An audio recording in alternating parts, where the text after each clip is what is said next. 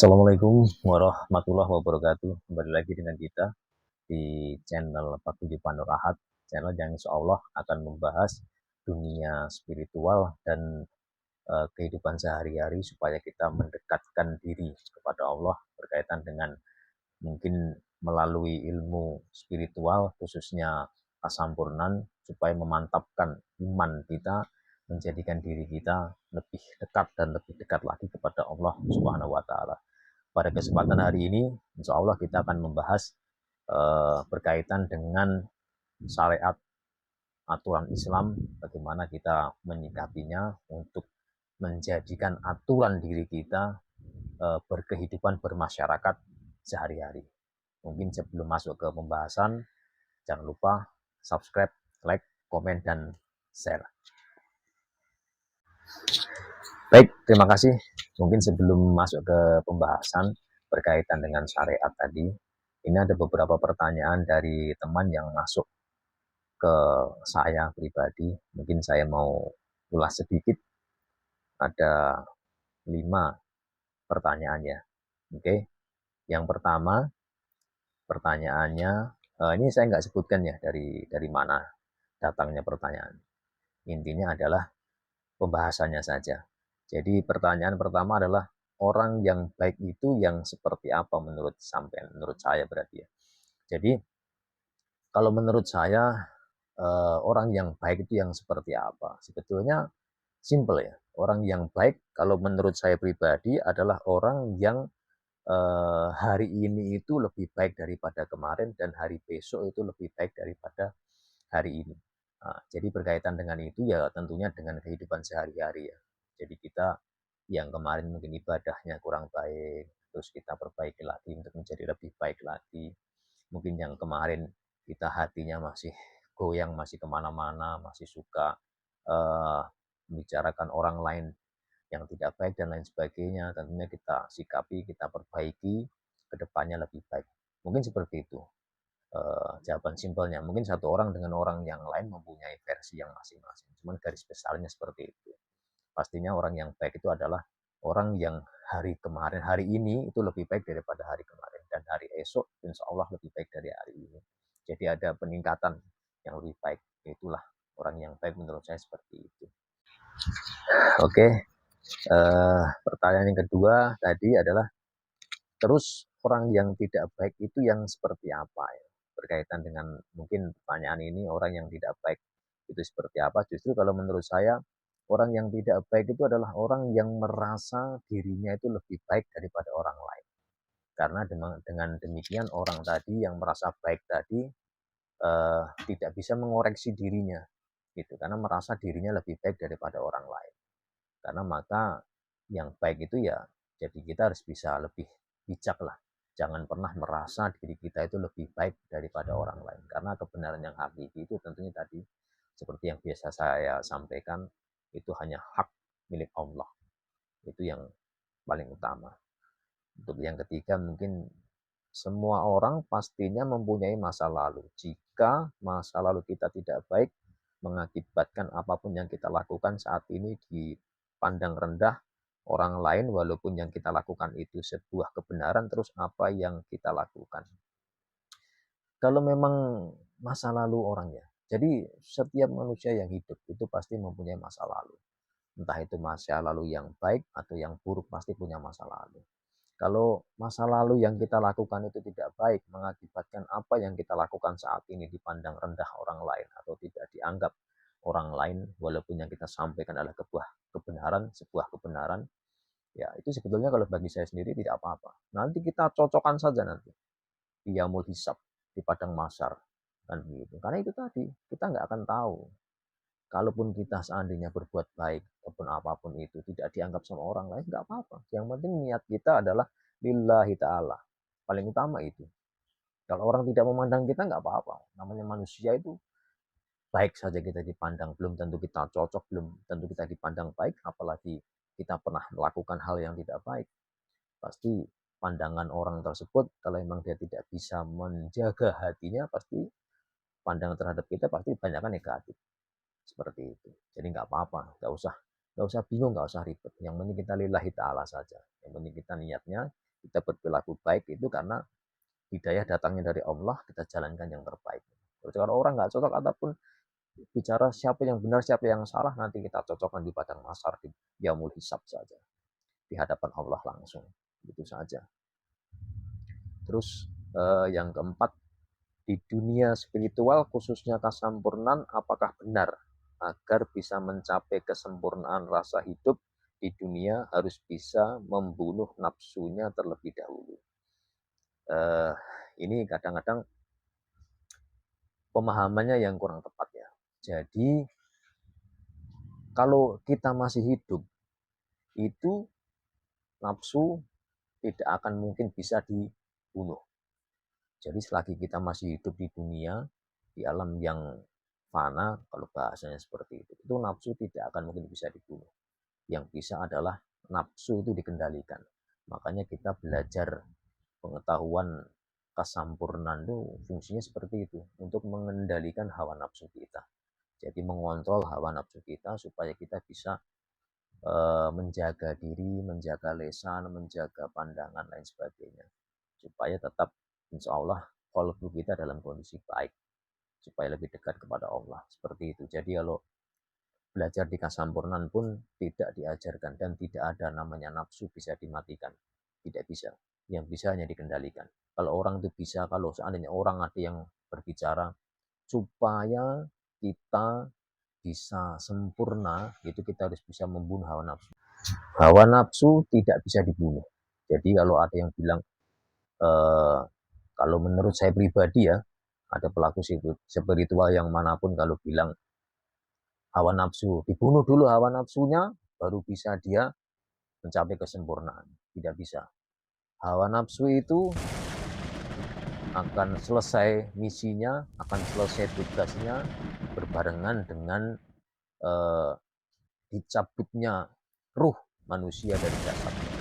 Jadi selama masih hidup, hawa nafsu tidak akan mungkin bisa dimatikan atau dibunuh. Kalau dikendalikan, insya Allah bisa. Seperti itu.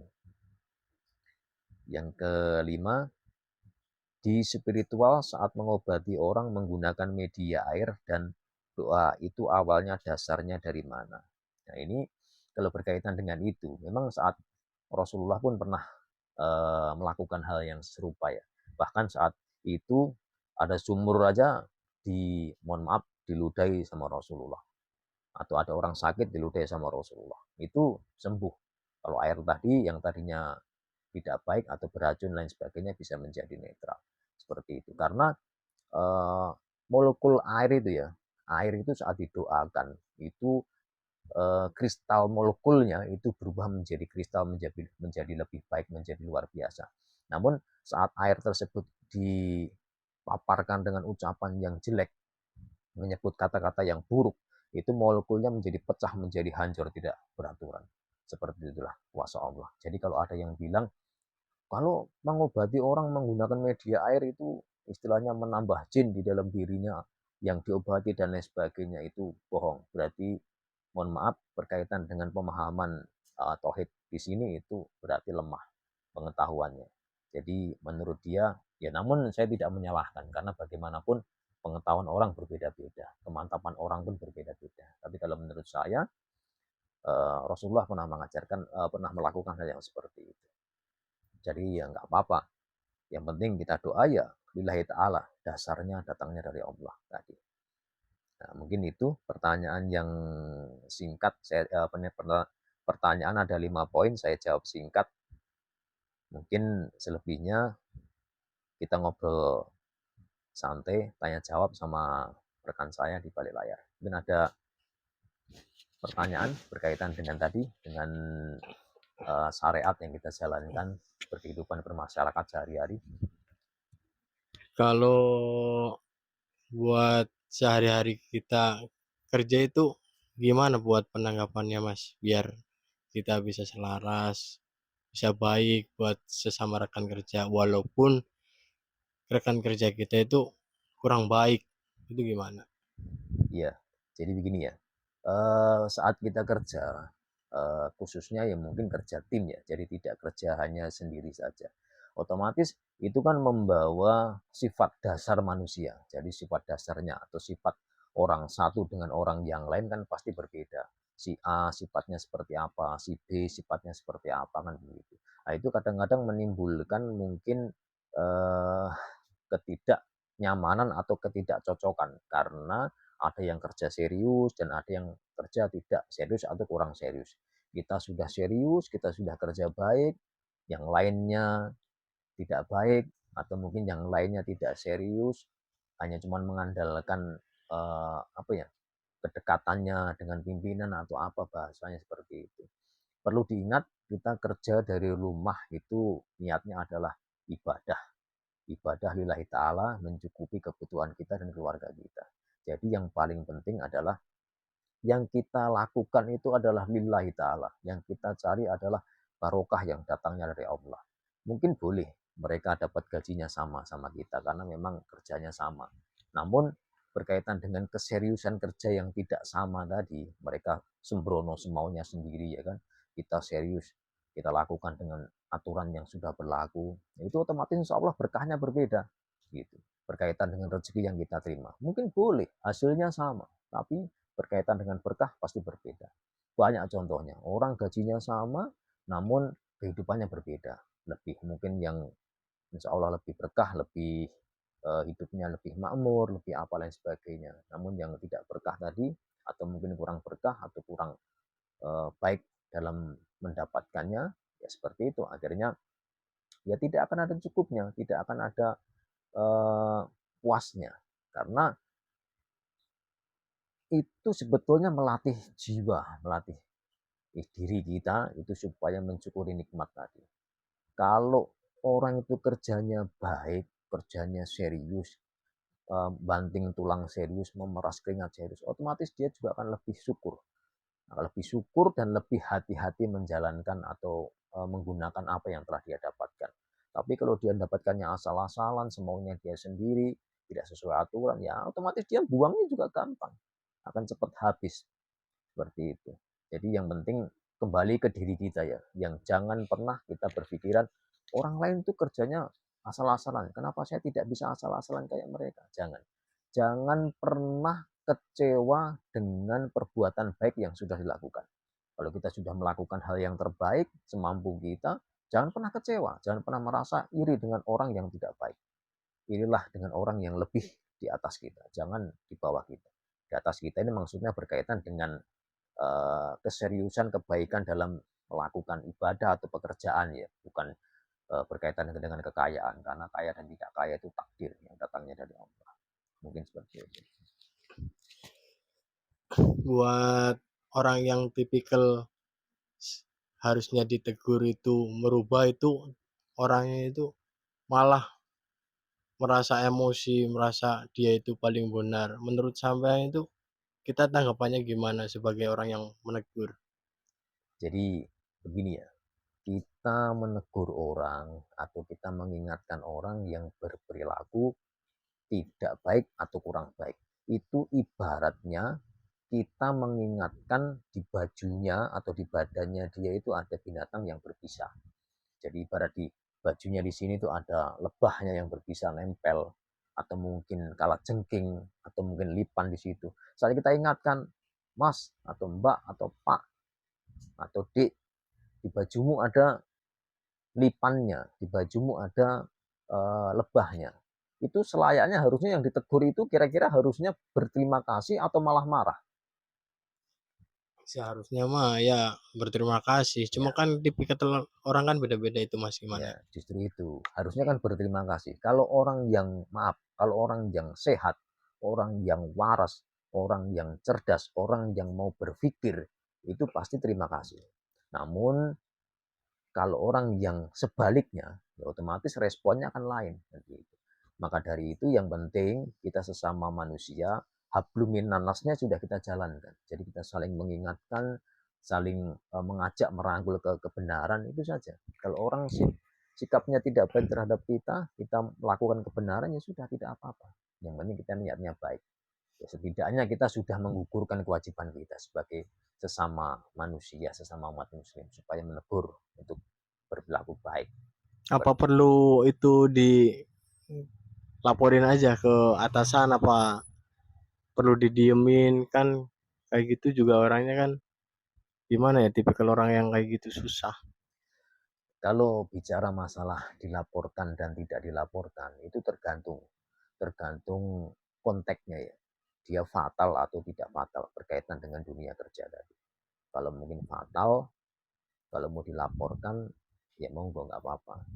Ya intinya jangan sampai